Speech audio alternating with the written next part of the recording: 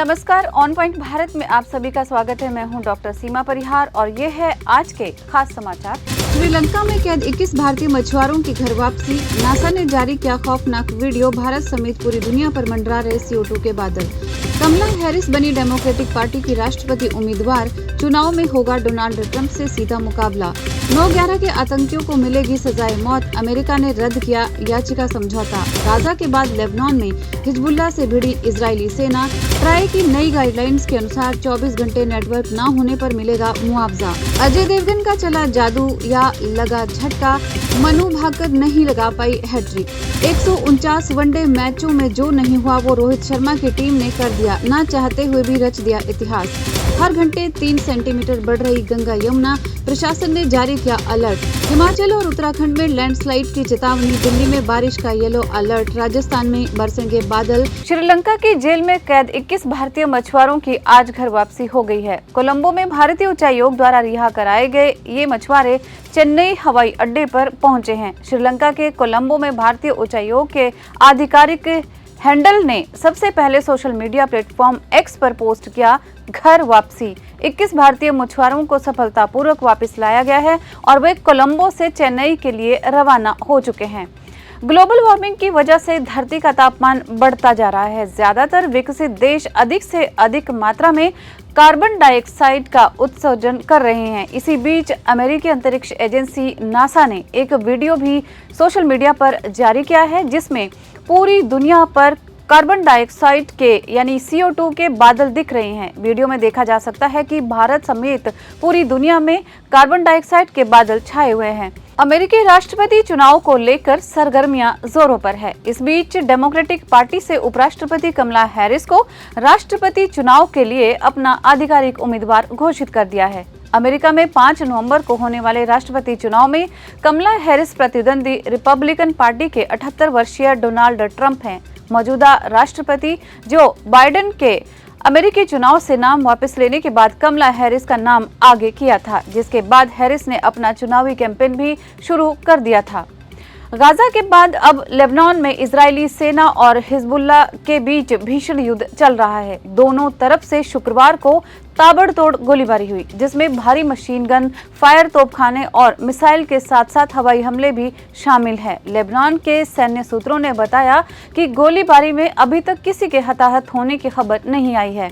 Israel ने drone और युद्धक विमानों से दक्षिणी लेबनान के 7 कस्बों और गांवों पर 9 हमले किए। साथ ही पूर्वी लेबनान सीरियाई सीमा पर हरमेल, हल कसर और मनाबा क्रॉसिंग पर भी 3 हमले किए गए। नेटवर्क न आने के कारण बहुत दिक्कत होती है। कई बार तो टेलीफोन कंपनियों की ये सर्विस घंटों तक बाधित रहती है। इसका खामियाजा ग्राहकों को उठाना पड़ता है। कितने भी घंटे सर्विस प्रभावित रहे, इससे सिर्फ और सिर्फ यूजर्स का ही नुकसान होता है। लेकिन अब ऐसा बिल्कुल भी नहीं होगा। ट्राई द्वारा शुक्रवार को जारी किए गए नए सर्विस क्वालिटी स्टैंडर्ड नियमों के तहत स्तर पर 24 घंटे से अधिक समय तक सेवा बाधित रहने की स्थिति में दूर संचार ऑपरेटर्स को ग्राहकों को मुआवजा देना होगा। ट्राई के नए नियम 6 महीने बाद लागू होंगे। अजय देवगन और तब्बू की जोड़ी का कमाल अब तक कई फिल्मों में देखने को मिल चुका है और अब औरों में कहाँ दम था में भी दोनों ने वही करिश्मा कर दिखाया है। करीब 9 फिल्मों में साथ काम करने के बाद औरों में कहाँ दम था में 10वीं बार इनकी केमिस्ट्री देखने को मिली है। आंकड़ों के अनुसार फिल्म ने 2 करोड़ से खाता खोला है। हालांकि जागरण इसकी पुष्टि नहीं करता, लेकिन अगर इस आंकड़े का मुकाबला अजय देवगन की पिछली फिल्मों से किया जाए तो ये उनकी सबसे कम ओपनिंग वाली फिल्म साबित हो सकती है। और अब खेल समाचार। भारत के लिए पेरिस ओलंपिक 2024 के बीते 7 दिन मिले जुले रहे। निशानेबाजी में देश को 3 मेडल मिल चुके हैं, जिसमें से 2 मनु भाकर ने दिलाए हैं, लेकिन मनु भाकर अब हैट्रिक नहीं बना पाई। कुछ दावेदार मेडल की रेस से भी बाहर हो गए हैं, जिसमें सबसे बड़ा नाम 2 बार की ओलंपिक मेडल विजेता महिला बैडमिंटन खिलाड़ी PV सिंधु का है। भारत के युवा बैडमिंटन स्टार लक्ष्य सेन पेरिस ओलंपिक 2024 में मेंस सिंगल के सेमीफाइनल में पहुंच गए हैं। उन्होंने क्वार्टर फाइनल में चीनी ताइपे के चाउ टिन चेन को मात देकर अंतिम 4 में जगह बनाई और इतिहास रच डाला। लक्ष्य ओलंपिक सेमीफाइनल में पहुंचने वाले भारत के पहले पुरुष बैडमिंटन खिलाड़ी भी बने हैं। अगले मैच में उनका सामना मौजूदा ओलंपिक चैंपियन डेनमार्क के विक्टर एक्सेलसेन से होगा।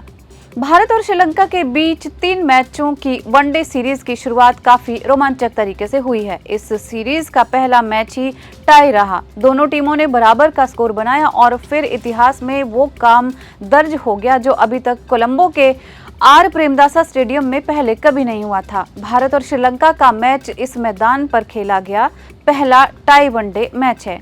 श्रीलंका के कप्तान चरिथा असालंका ने टॉस जीतकर पहले बल्लेबाजी की और 50 ओवर्स में 8 विकेट खोकर 230 रन बनाए। टीम इंडिया 13 गेंद पहले ही 230 रनों पर ऑल आउट हो गई थी।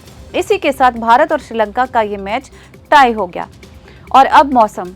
बारिश के बाद गंगा यमुना के जलस्तर में एक बार फिर से वृद्धि होना शुरू हो गई है। पहाड़ों पर हो रही वर्षा के कारण यहां पानी आने का क्रम लगातार जारी है। बारिश के बाद शुक्रवार की अगर हम बात करें तो शुक्रवार को तेजी के साथ दोनों नदियों में हलचल तेज दिखी। जल स्तर की गति धीमी है लेकिन इसमें निरंतरता बनी हुई है। और अगर हम बात करें मॉनसून की और देश के अन्य हिस्सों की तो देश में मॉनसूनी बारिश ने दिल्ली से लेकर पहाड़ी इलाकों तक तबाही मचा दी है। उत्तर भारत में मानसून के फिर से सक्रिय होने से जमकर बारिश हो रही है। उत्तराखंड से लेकर हिमाचल के कई जिलों में बारिश की वजह से भूस्खलन हुआ जिसमें कई परिवारों की जान चली गई। वहीं मौसम विभाग ने दिल्ली में आज और कल बारिश होने की संभावना जताई है। साथ ही दिल्ली, पंजाब, उत्तर प्रदेश, हरियाणा, गुजरात, छत्तीसगढ़, जम्मू कश्मीर, उत्तराखंड, हिमाचल प्रदेश में बारिश का अलर्ट जारी किया है। आज बस इतना ही। देश और दुनिया से जुड़ी इसी तरह की जानकारियों को पाने के लिए जुड़े रहिए ऑन पॉइंट भारत के साथ। धन्यवाद।